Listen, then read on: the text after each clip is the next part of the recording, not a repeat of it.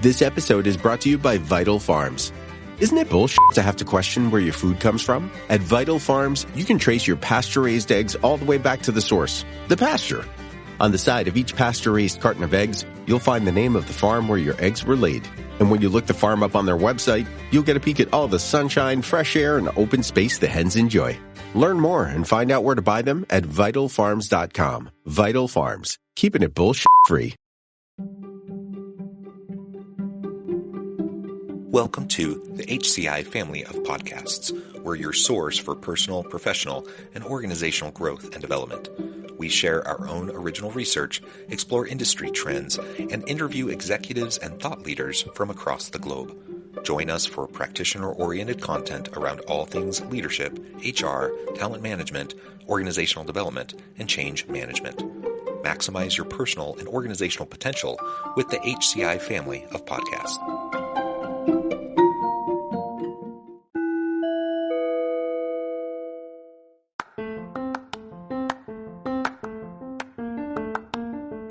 Welcome to the podcast. In this podcast episode, I talk with Joe Schaeppi about embracing failure and creating psychological safety.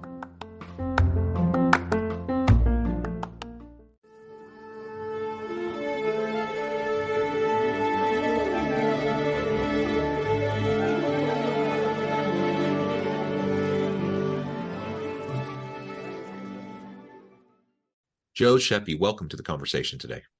Thanks, Sean. Pleasure to be with you. You're joining us from the Minneapolis area. I'm south of Salt Lake City in Utah. And today we're going to be talking about embracing failure and creating psychological safety at work. I think it's such an important topic. It's one I'm quite passionate about. I'm really thrilled to have a chance to chat with you and explore your experiences at your company around this topic. As we get started, I wanted to share Joe's bio with everybody. Joe Schaeppi is a visionary in human cognition who wants to fundamentally change the way brands and audiences connect. As the CEO and founder of Solstin, an AI-powered tool for human-centric experiences, Joe is pioneering the use of video game for cognitive assessment, opening up new possibilities for not only the gaming industry, but for mental health diagnostics and treatment. And I could go on, Joe, but I'm going to pause there. Anything in particular you would like to highlight by way of your background, personal context, or your company before we dive on in? Maybe just that this has all been a part of my life's journey. Really from early on was focused on how do we elevate human awareness? How do we do that? And it comes from, we have to be able to measure these things. So, started out working in hospitals, wanted to be a doctor, realized that about half the patients in ERs, have mental health things going on, which of 7 of 8 of those in the United States basically go misdiagnosed or undiagnosed. So huge challenge. And went into the world of UX because I was asking myself, well, how can we build experiences? How can we architect things in a way that maybe it feels like a small town in Italy where there's lots of human connection versus a gridded city in, I don't know, the United States, which is built around efficiency and cars, but not really around human beings. So went that direction and realized that it was time to go back to clinical psychology. So actually, when I was in Salt Lake City at McCann there, and interned with a woman named Dr. Sugarman, who's one of the top neuropsychologists in the U.S. She's based in Salt Lake, but started seeing patients, doing neuropsych evals to figure out how we can measure this stuff, and really stumbled upon play and how well play is positioned to really understand human psychology and not just understand ourselves, but also evolve who we are. I think it takes like about 500 repetitions of a thing from a cognitive perspective to be able to change a synapse. But when you're in a state of play, it's like only 10 times. So interesting. Worked as an adventure-based psychotherapist, did a lot of psych evals, and founded Solstin about 6 years ago. So we work with all the major companies in gaming, from Activision to EA to a lot of young growing companies, but helping them understand their audiences. And we're at the literal frontier of understanding human psychology. So we've been kind of the AI of that for the last 6 years. That is so cool. I'm in the education space, whether it's in a corporate setting, executive development, training and development and stuff, or in the university setting, which is where I spend most of my time, training students and preparing them for the workforce. We try to use gamification components quite a bit in a lot of our curriculum, and that's been fun to play with and to explore. I suppose there's probably some gamification elements in what you're describing, but I think you're describing something a little bit different in terms of utilizing games for that cognitive assessment. Could you describe it perhaps a little bit more? Yeah, so there's a saying it's that I really appreciate and I like. It's show me how you play and I'll tell you who you are. Back when I was in Utah, I do adventure-based therapy with people. One of my favorite activities was you get like a couple, husband, wife, you put them in a canoe, the really tippy kind, not the like nice stable kind. And you say, for example, to the husband, you're going to go 45 degrees to the right and then 45 degrees to the left and end up at that spot right there. The wife's not listening to this. And then you go to the wife, you're going to go 45 degrees to the left and 45 degrees to the right and end up at the same spot. So initially they're going opposite directions. Now in life, about 80% of communication plus is body language. It's not verbal. So you can both go in the canoe now. You're not allowed to verbally communicate. You can hand signal, whatever you want. And I step back. And the tippier the relationship, the tippier the canoe. A lot of couples end up in the water yelling at each other. We were supposed to go that way. We were supposed to go that way. And now I'm getting to, not be on a couch as a therapist, but I'm getting to observe reality and I'm getting to observe what they argue. They forget that I'm there. Like I'm not even there anymore. And then I'll step in and say, hey, where were you supposed to end up? And usually they both yell and point to the same spot. And then there's this kind of look of bewilderment on their faces. And you come in and say, hey, do you ever think there's times in your relationship where you both have different ideas on how to get somewhere? And sometimes they're opposite. But if you came together and really communicated, really understood each other, it's just a straight line. And, those couples will come back the next week. They're like, oh my gosh, that solves so many problems for us. You can spend all the time you want on a couch talking through things. It takes a lot of time to change synapses and how they associate with each other. And when we play, our most authentic version of ourselves come out. So our masks, like they're called our histrionics, they go away.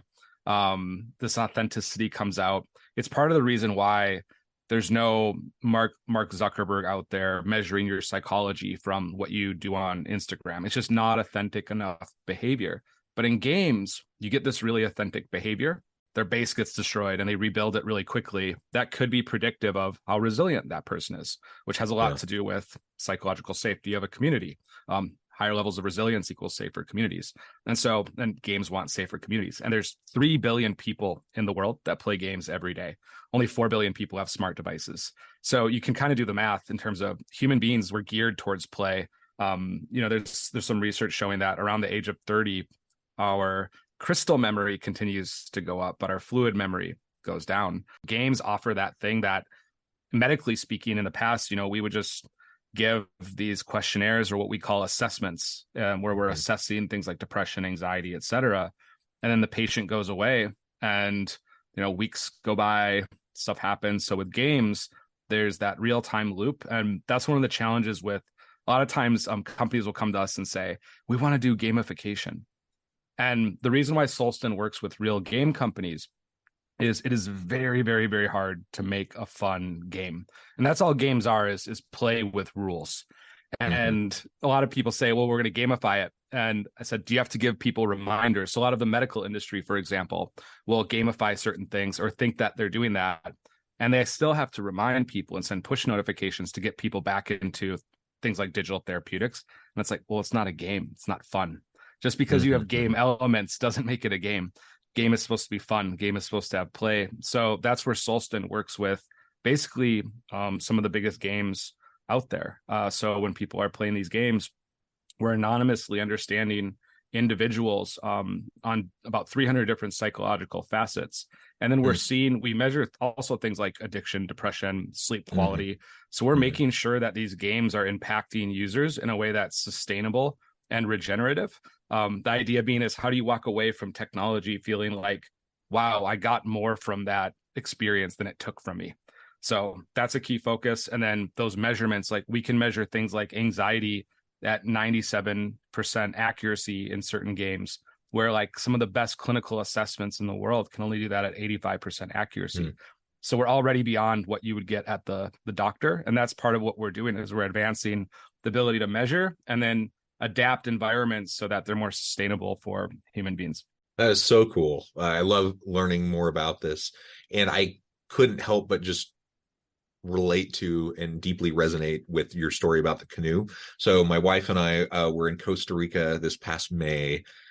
We weren't doing like a couples therapy canoe thing, like it sounds like you were describing, where that was the sole purpose. We were just doing a canoe tour, right? And we were going through these really tight spots. I'm trying to remember what the name of the trees were. Anyways, it was beautiful. It was a lot of fun. We were in one of those dual, very small dual canoes, very rocky, right?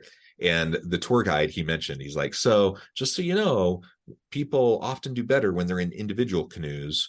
If you're together, it's really going to test your marriage. Love it. And I just thought that was so funny. And we did it, and we didn't fall in, and I think we did pretty well, but it was challenging for sure. Like we just had different ways of doing it, and we had different kind of approaches and styles, and it was frustrating, right? Because we just weren't always on the same page. So anyways, it deeply resonated with that experience. And I think we learned a lot from doing that, even though that wasn't the purpose of going on this canoe tour. And just hearing you talk about how you can use gaming to measure all these different psychological processes, I think that's super fascinating. It's just a reminder that we live in a world full of data that's being collected constantly, and we need to better understand how to utilize the existing and available data in ways that can help us do things better, to function better, to be more healthy, all of those things. I think that's super important, super cool to hear about what you're doing at Solston.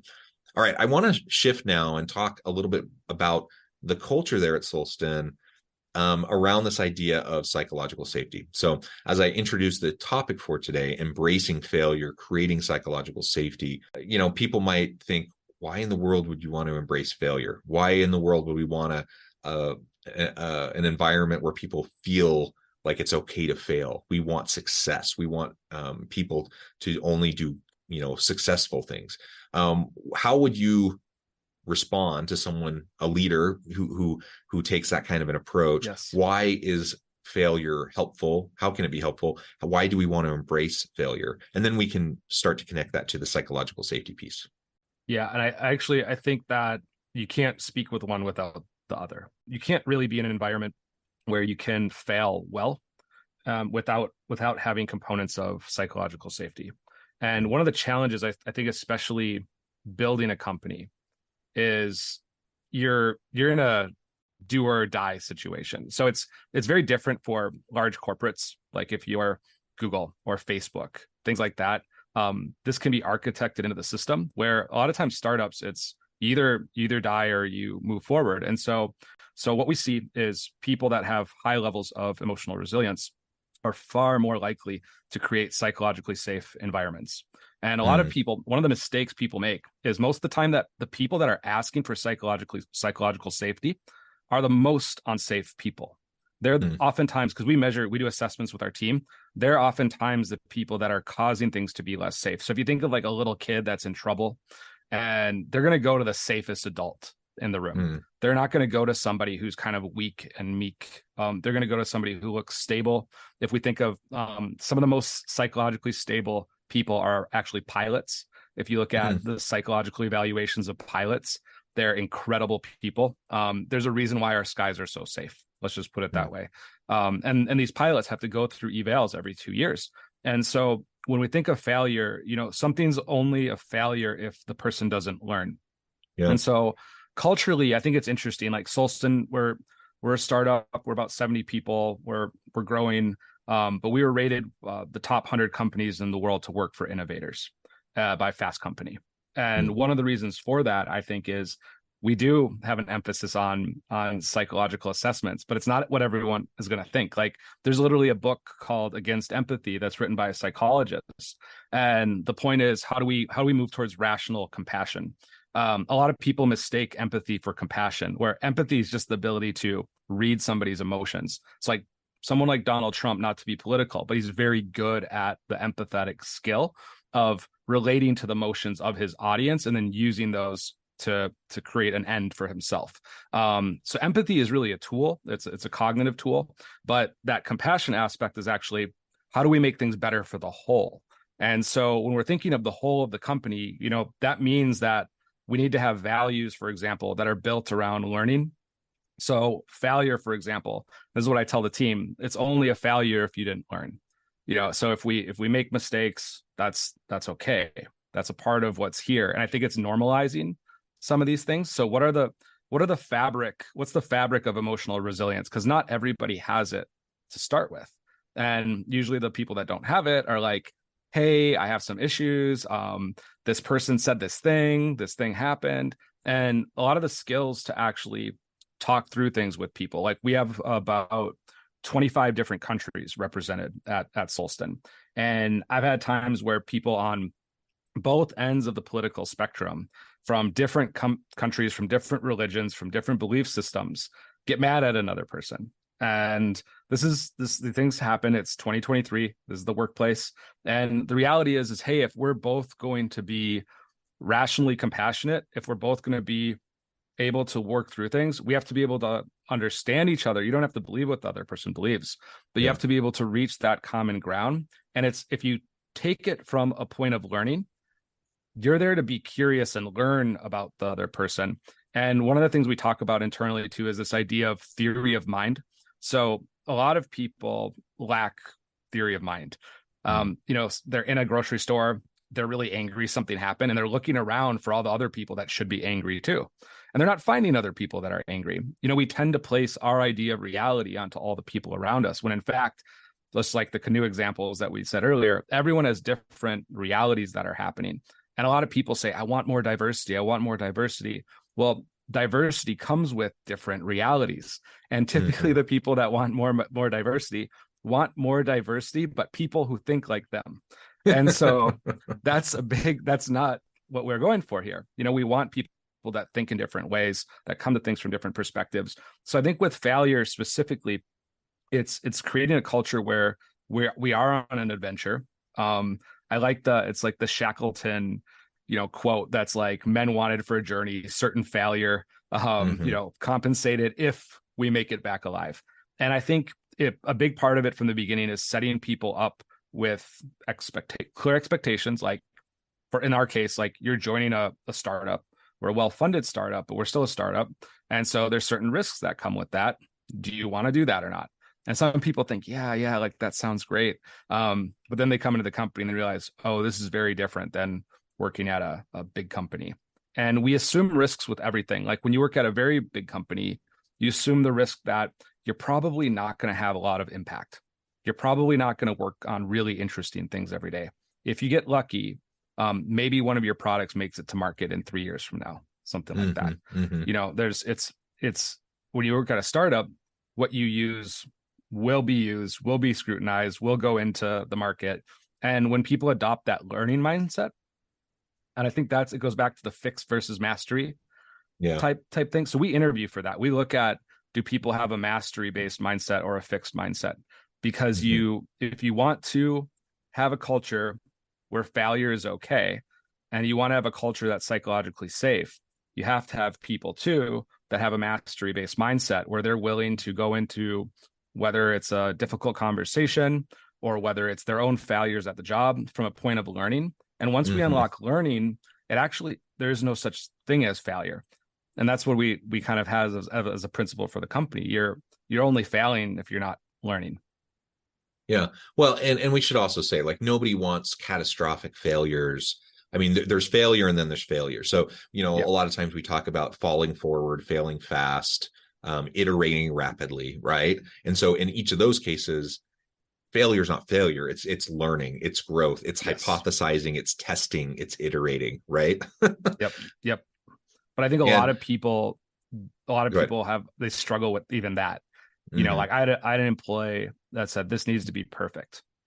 And there's a modern saying that comes from like modern psychology that's not totally accurate, but it's like perfectionism is a trauma response, or I'm a recovering perfectionist is a quote unquote. And really, real trauma is a whole different thing, clinically speaking. But when we do look at people that tend to be perfectionists, they are guarding insecurities is what's happening. Yeah. And so, exactly. Like even we're a culture of failing forward, you will see a lot of people get challenged with that. So when I used to coach UX people, and some of the past people that some of them work for us still at Solston here. But I'd say, hey, we need to work on XYZ. And I can tell they're a perfectionist. By Friday, would love to review, some designs, some mock-ups, some tests of what you've done. And then I wouldn't even look at it, and I'd crumple it up and throw it in the bin or have them put it in the trash can on their computer. And you watch that person. And what we're doing is we're dissolving some of that ego and attachment to that perfectionism. And it's amazing how the creator, once they get unbound from that, how much more successful they become in their job. And I was talking with Devin, who's an employee at Solston. She's our UX lead. And she's like, that was so painful, like 8 years ago, going through that. And it's a lot of times when people are, more junior in their career and haven't gone to that destruction rebirth sort of process in terms of creation, that I think they get caught up in the failure cycle. But yeah, you're absolutely right. There's that, but I don't think many companies are actually good at it. I don't think a lot of people are good at, we can all agree on, like, let's fail forward.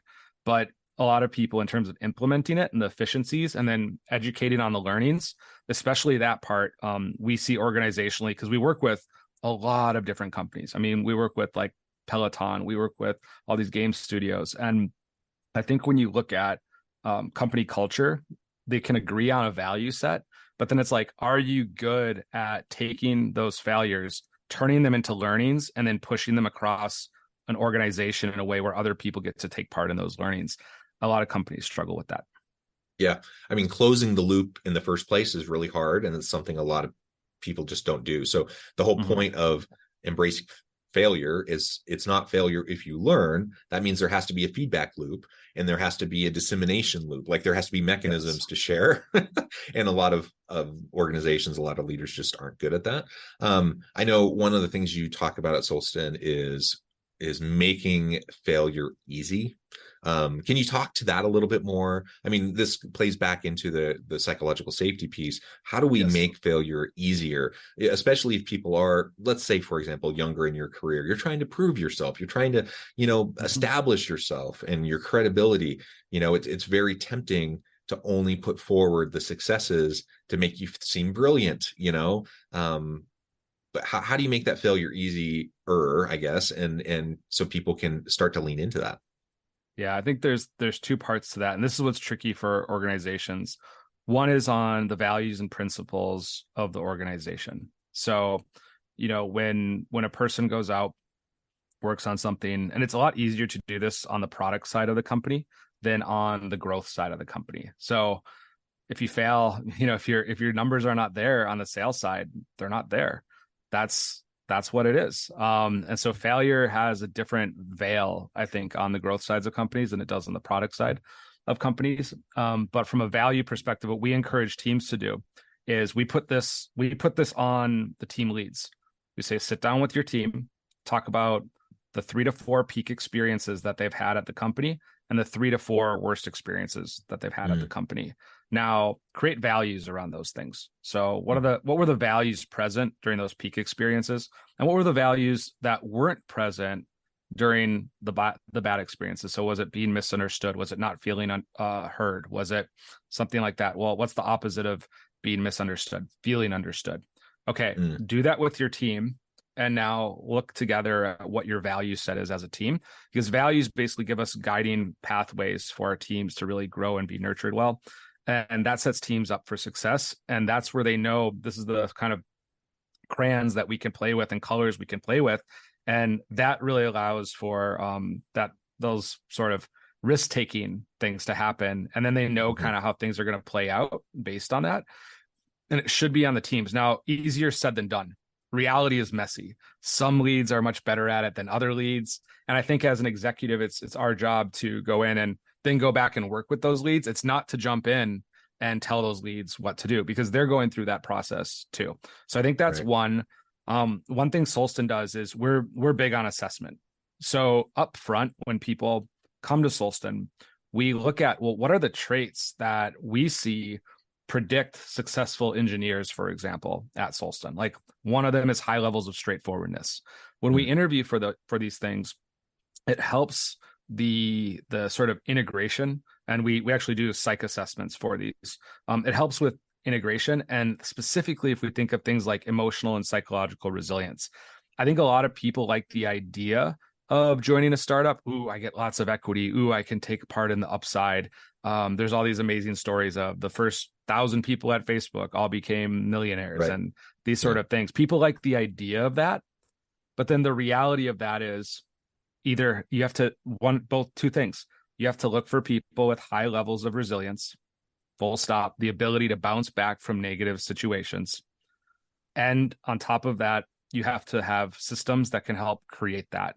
So I don't see any world where you can have a company of innovators or builders that build well and succeed well that don't have that innovation underpinning. To that point, God, they're one of the oldest rubber companies. I forget the DuPont. So DuPont looked back all the way to 1906, and they had been doing different psych assessments with employees since the early 1900s. And they found that when people were on the intuitive side and thinking side of things, that about 90% of those projects went to market and made money. Where when people were on the judging side and sensing side, psychologically, only 16% of those projects went to market and made money. So the fabric, there's a Harvard Business Review article that I wrote with my business partner on how to build teams based on psychology. 4 of the companies that were in his incubator all went on to become successful. So, and we built those teams based on the psychology of the group. So I'm a huge advocate of from the start, looking for people that have high levels of emotional resilience. You can ask people like, hey, what's the hardest thing you've ever done at work? What's one of the hardest things that you've had to get through? And they'll share whatever they want to share, but that can give you a pretty good idea of, is this person somebody who can have difficult conversations, who can bounce back from negative things? And there's people out there that it's not your job as a company. That's the therapist's job. It's not your job as a company to create an emotionally resilient person. And to be quite honest, it's kind of like, as a therapist, because I've been on both sides, it's kind of like doing surgery with people. Like if someone comes in and says, I want to be more emotionally resilient, when you go in and the doctor gives you stitches, it's going to hurt probably, even if you have some Novocaine. It's going to hurt. And a good therapist is going to probably go to places about yourself that you don't like. There's your shadow. And you have to get through those things to be more resilient. And so I think a lot of companies try to take that on. And what it should be more like is, I think Bezos said something like, we have these 10 Amazon principles. And there's people that come here who are like, oh my gosh, I love being at Amazon. And there's people that come here and go, this is not for me. And that's why those were designed. You should feel out of place at a company. And it's your job, if you're not the right person, and it's your job as the founders to know what are the things that made you successful. Like it's very different if you're Monday.com building spreadsheets than if you're like a military industrial startup whose technology is people are depending on it from a living perspective. It's probably a different group of people that you need to innovate both of those things. And it's not good or bad or right or wrong. It's just, what's the team I need to take us to where we want to go to. Yeah.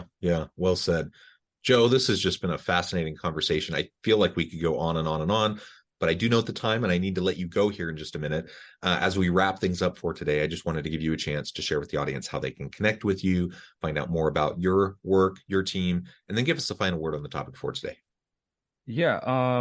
So you can go to solston.io to connect with our company, or if you go to wellbeing.solston.io, we actually have a free assessment that we put out. It was during COVID, but it's actually for emotional resilience. So you can take it, see your data. We don't collect any data from that. It's just out there for people to see. So that's kind of fun.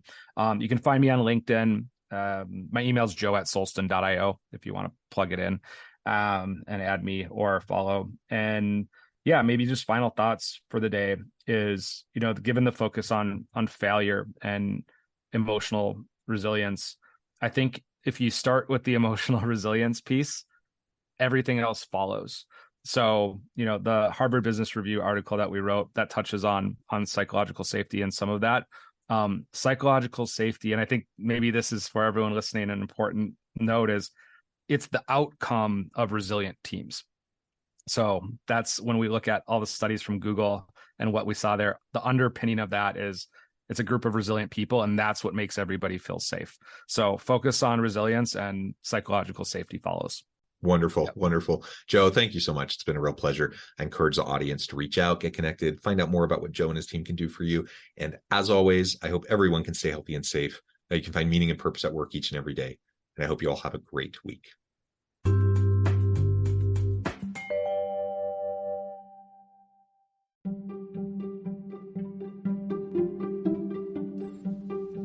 Thanks for joining us for this episode of the podcast. We hope you stay healthy and safe, and please join us again soon.